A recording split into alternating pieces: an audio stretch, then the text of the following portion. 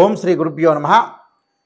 2025 English ఈ సంవత్సరంలో మనకి ఏ విధంగా ఉండబోతుంది? 2025లో మేషాది ద్వాదశ రాశుల యొక్క ఫలితాలు ఏ విధంగా ఉండబోతుందో మనం తెలుసుకుందాము. సహజంగా మనకి రాహుకేతులు ఒక రాశి నుంచి మరొక రాశికి మారటానికి 18 నెలల పాటు ఉంటుంది. గురువు సంవత్సర కాలం పడుతుంది. శని 2.5 సంవత్సరాల పాటు పడుతుంది. అలానే రవి, బుధ, శుక్ర గ్రహాలు 30 రోజుల పాటు ఒక రాశి నుంచి మరొక రాశికి మారటం, కుజుడు 45 రోజుల పాటు మారటం, చంద్రుడు 2.5 రోజుల పాటు పడుతూ ఉంటుంది. మరి ఈ 2025లో అతి పెద్ద గ్రహాలను మనం అంచనా వేసుకునేటట్లయితే, అంటే మిగతా గ్రహాలన్నీ కూడా కొంత మార్పులు జరుగుతూ ఉంటుంటాయి. కొన్ని కాంబినేషన్స్, కొన్ని కంజంక్షన్స్ జరుగుతుంటాయి సహజంగా.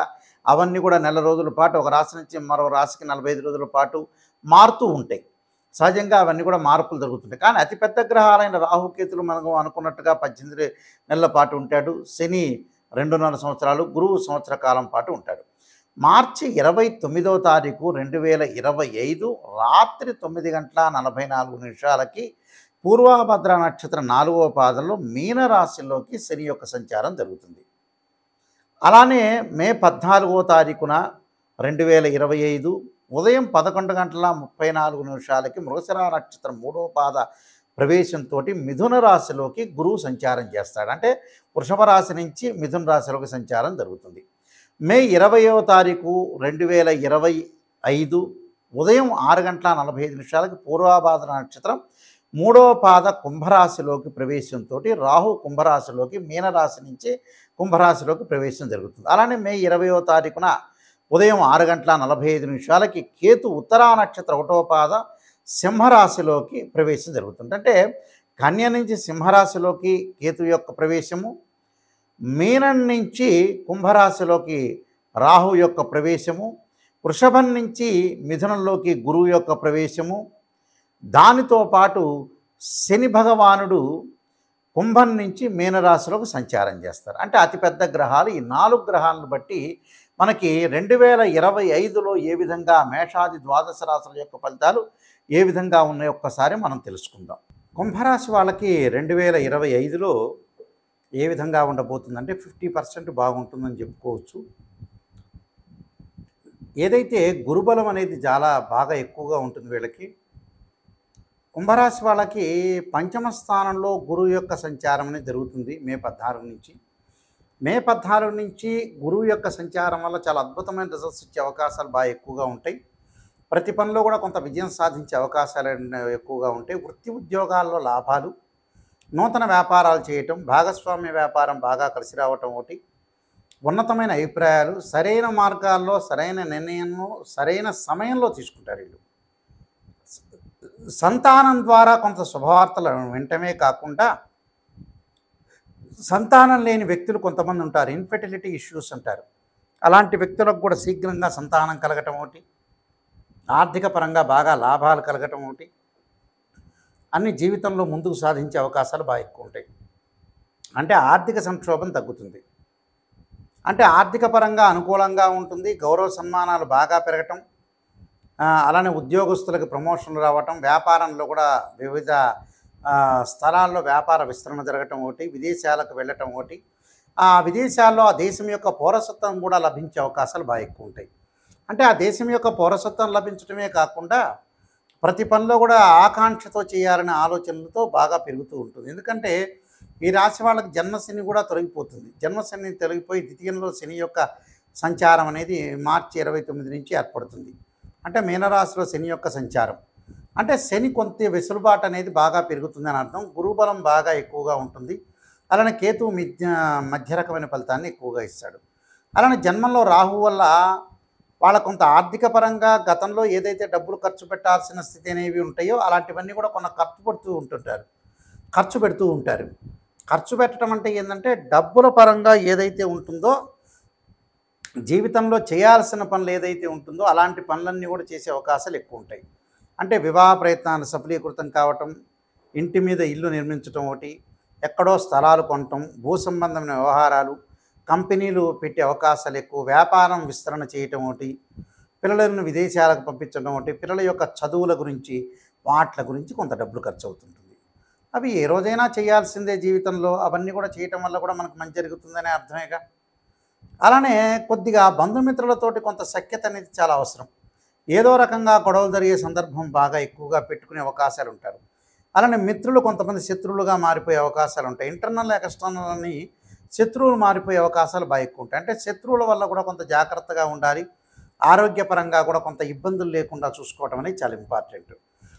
ఇలాంటి విషయాల్లో బాగా ప్రేరేపణ చేసుకుంటూ చాలా జాగ్రత్తగా ఉండి ముందుకు వెళ్ళాలి. అంటే ఇలాంటి ఉన్నతమైన అభిప్రాయాలే కాకుండా ప్రతిదాని విషయంలో కూడా ఆలోచన చేసి ఆచితూచి అడుగు వేసి ముందుకెళ్ళటం అనేది చాలా ఇంపార్టెంట్. లేకపోతే ఏంటంటే విజయం సాధించడం అనేది చాలా ప్రమాదకరంగా ఉండే అవకాశం ఎక్కువగా ఉంటుంది. కాబట్టి అన్ని విషయాలు ఆలోచన చేసి ముందుకు వెళ్ళాలంటే ఇబ్బందికరమైన పరిస్థితులు ఏముండవు. కుంభరాశి వాళ్ళ కొంత ఇల్నాటి యొక్క ప్రభావం తగ్గింది. గురువు యొక్క ప్రభావం వల్ల కూడా శీఘ్రంగా సంతానం కలుగుతుంది, శీఘ్రంగా ఉన్నతమైన అభిప్రాయాలు కలుగుతుంటుంది. అన్నీ కూడా అనుకున్న పనులన్నీ కూడా నెరవేర్చుకునే అవకాశాలు బాగా ఎక్కువగా ఉంటాయి. అలానే వాహనాలు కొనుగోలు చేయటం కూడా చేస్తూ ఉంటారు వీళ్ళు. వాహనాలు కొనుగోలు చేయటం అంటే లగ్జరీగా తిరిగే అవకాశాలు, విందులు వినోదాలు, శుభ కార్యక్రమాల నిర్వహణ, వాళ్ళు నిర్వహించడమే కాకుండా శుభ కార్యక్రమాల్లో పాల్గొనే అవకాశాలు కూడా బాగా ఎక్కువగా ఉంటాయి. కాబట్టి గ్రహస్థితి అంతా కూడా మనం చూసుకునేటట్లయితే కుంభరాశి వాళ్ళకి 50% బాగుంటుందని చెప్పుకోవచ్చు. అందువల్ల ఉద్యోగస్తులకు కూడా ప్రమోషన్లు రావడం, భాగస్వామ్యంలో కూడా చాలామంది పెట్టుబడులు పెడతామనే ఆ ఉద్దేశంతో ముందుకు వెళ్తారు. పెట్టుబడులు పెట్టేవాళ్ళు కూడా వచ్చే అవకాశాలు ఎక్కువ ఉంటాయి. క్రీడా రంగంలో నైపుణ్యత, విద్యార్థులు చదువు పట్ల ఆసక్తి పెరగటం ఉంటాయి. స్త్రీలకి ఆరోగ్యపరంగా ఇబ్బందులు తొలగిపోయే అవకాశాలు ఎక్కువ ఉంటాయి. కాబట్టి కుంభరాశి వాళ్ళందరికీ కూడా నేను చెప్పిన పరిహారాలు చేసుకుని ముందుకెళ్తే వాళ్ళకి సక్సెస్ అయ్యే అవకాశం ఖచ్చితంగా ఉంటుంది. ఈ రాశుల వాళ్ళందరూ కూడా చక్కగా కొన్ని అనుసరించాల్సిన నియమాలన్నీ ఉన్నాయి. ఈ సంవత్సరం అంతా కూడా 2025లో ఈ రాశుల వాళ్ళందరూ కూడా అనుసరించాల్సిన విధానం ఏమిటి, విధి విధానాలని అనుసరిస్తే మన జీవితం అనేది ఎలాంటి మలుపు తిరగబోతుంది అంటే, వృత్తి ఉద్యోగ వ్యాపారం కానీ, వివాహం కానీ, అలానే ఆరోగ్యపరంగా కానీ, ఆర్థిక సమస్యలు కానీ, కోర్టు సమస్యలు కానీ, ఇలాంటివన్నీ కూడా ఇబ్బందులు కలగకుండా ఉండటానికి నేను కొన్ని ప్రత్యేకంగా రెమెడీస్ చెబుతాను. ఆ రెమెడీస్ అనేవి మీరు పాటించండి, మీకు మంచి జరిగే అవకాశం ఖచ్చితంగా ఉంటుంది. 2025లో గణపతి యొక్క ప్రార్థన చేయండి. గణపతి యొక్క ప్రార్థనగా చేయాలి అని అంటే మనకి 2025 సంవత్సరంలో సహజంగా సంకష్టహర చతుర్థి వ్రతాన్ని పాటించండి. సంకష్టహర చతుర్థి వ్రతాన్ని ప్రతి నెలలో చేసుకోవటం కానీ, లేకపోతే నెలకి ఒక నెలలో చేస్తే నెక్స్ట్ మంత్ ఆపేసుకొని ఆపై మంత్లో కానీ సంకష్టహర చతుర్థి గణపతి యొక్క ప్రార్థన, గణపతిని గకార అష్టోత్తరంతో ప్రార్థన చేయటం చేయండి. అంటే వక్రతుండ మహాకాయ కోటి సూర్య సమప్రభ నిర్విఘ్నం కురుమే దేవా సర్వకార్యేశ్వరుదా అనే మంత్రాన్ని చక్కగా చదువుకోండి. వీలైతే తత్పురుషాయ వక్రతుండాయ ధీమహే తన్నోదంతి ప్రచోదయాత్ అనే మంత్రాన్ని చదవటం ఒకటి. గణపతి యొక్క ఆలయాలను దర్శనం చేయండి. అది ఎప్పుడు సంకష్టహర చతుర్థి రోజున కానీ, బుధవారం కానీ, హస్తా నక్షత్రం కానీ. అంటే మన జీవితంలో ఉండే విజ్ఞానాన్ని కూడా తొలగిపోతుంటాయి. ధనం కలిసి రావాలంటే, ధనపరంగా ఇబ్బందులు మీకు కలుగుతున్నాయి అంటే, ఓం యక్షాయ కుబేరాయ శరణాయ ధనధాన్యాధిపతే ధనం ధాన్య సమృద్ధిమే దేహిమే దాపై స్వహ అనే మంత్రాన్ని చక్కగా గురువారం రోజున ప్రాతకాలం చదవండి. వీలైతే ఇది నేను చదవలేను గురువుగారు అని చెప్పిన వ్యక్తులకి దేవానాంచ ఋషీనాంచ గురుకాంచన సన్నిభం బుద్ధిమతం త్రిలోకేశం తమ నమామి బృహస్పతిమని ప్రదోషకాల సమయంలో 2025లో ప్రతి గురువారం రోజున సాయంత్రం పూట చదవండి. వీలున్న గురువారాలు ఎక్కువ శాతం చదవటం అనేది నేర్చుకోండి. దానివల్ల ఏదంటే ధనం కలిసి వచ్చే అవకాశాలు ఎక్కువ ఉంటాయి. రుణబాధలు ఉన్న వాళ్ళు 2025లో ఖచ్చితంగా ఒక అర కేజీ బెల్లం బుధవారం రోజున కానీ, సోమవారం కానీ దానం చేయండి. దానితో పాటు ముఖ్యంగా వీలైతే శనివారం రోజున నల్ల నువ్వులు దానం చేయటం, ఆదివారం రోజున మినుములు, అలానే శనివారం రోజున ఉలవలు, గురువారం రోజున శనగలు దానం చేయటం అనేది మర్చిపోవద్దండి.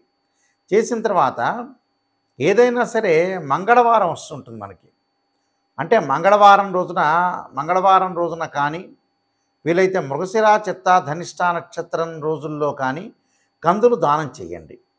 కందులు దానం చేయటంతో పాటు చక్కగా కందుల్ని ముందు రోజున నానబెట్టి ఆవుకు పెట్టడం అనేది కూడా నేర్చుకోండి. అలానే వాహన ప్రమాదాలు ఇవన్నీ కూడా కలగకుండా ఉండాలంటే ఖచ్చితంగా సుబ్రహ్మణ్య స్వామి యొక్క ఆరాధన చేయండి. తత్పురుషాయ విద్యే మహాసేనాయ ధీమే తన్నో షణ్ముఖ ప్రచోదయాత్ అనే మంత్రాన్ని చక్కగా చదవండి. కోర్టు సమస్యలు కూడా మీకు పరిష్కారం జరిగే అవకాశాలు ఖచ్చితంగా ఉంటాయి. అలానే వివాహం కాని స్త్రీ పురుషులు ఎవరైతే ఉంటారో వాళ్ళందరూ కూడా తప్పకుండా సీతారాముల యొక్క కళ్యాణంలో కానీ శివపార్వతుల యొక్క కళ్యాణంలో కానీ పాల్గొనండి. అలానే శ్రీ వల్లీదేవి సమేత సుబ్రహ్మణ్య స్వామి యొక్క కళ్యాణంలో పాల్గొంటే కూడా మీకు కళ్యాణం జరిగే అవకాశం ఖచ్చితంగా ఉంటుంది. దీనితో పాటు విద్యార్థులు ఖచ్చితంగా విద్యలో వెనకబడి ఉన్నట్లయితే దక్షిణామూర్తి స్తోత్ర పారాయణం చేయండి. అలానే సరస్వతీ దేవం ఆలయాన్ని సందర్శన చేయటం అనేది మర్చిపోద్దండి. అంటే ఇవన్నీ కూడా ఆరోగ్యపరంగా ఇబ్బందులు కలిగే వ్యక్తులు కూడా శరీరే జర్జరీభూతే వ్యాధిగ్రస్తే కలేబరి ఔషధం జాహ్నవీతూయం వైద్యో నారాయణ హరి అనే మంత్రాన్ని చక్కగా చదువుకోండి. నువ్వుల నూనెతోటి శివుడికి అభిషేకం చేయండి. చేస్తే కూడా ఆయు ప్రమాణం పెరిగే అవకాశం ఖచ్చితంగా ఉంటుంది. అలానే ప్రతి విషయంలో కూడా ముందంజలో ఉండాలంటే ఖచ్చితంగా కొన్ని నియమాలు అనేవి పాటించండి. ఆ నియమాల్లో ముఖ్యంగా నేను కొన్ని విషయాలు స్పష్టంగా తెలియజేస్తున్నాను. అవన్నీ కూడా మీరు పాటించి ముందుకెళ్తే మీకు మంచి జరిగే అవకాశం ఖచ్చితంగా ఉంది. ఇలాంటివన్నీ కూడా మీకు అన్నీ కూడా దోషాలన్నీ తొలగిపోవాలంటే ఖచ్చితంగా ఏదైతే మీకు బాధలనేవి ఉంటాయో ఆ బాధలన్నీ కూడా తొలగటానికి ప్రత్యేకంగా నేను ఒక పుస్తకాన్ని రాశాను. అది రాజమండ్రి మోహన్ పబ్లికేషన్ వాళ్ళు బృహత్ పరిహార సింధు అని మంత్ర యంత్ర తంత్ర రెమెడీస్ అనే పుస్తకం ఉంది.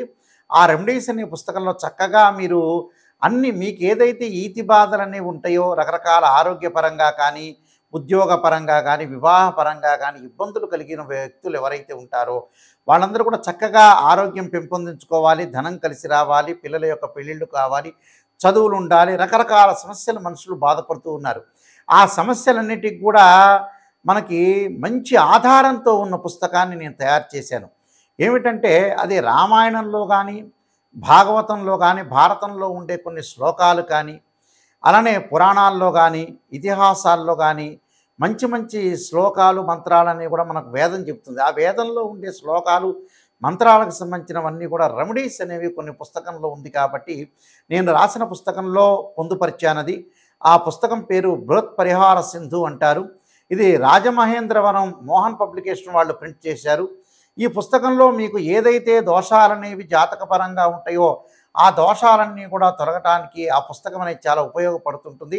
ఆ పుస్తకాన్ని మనం స్క్రీన్ మీద చూపిస్తున్నాము.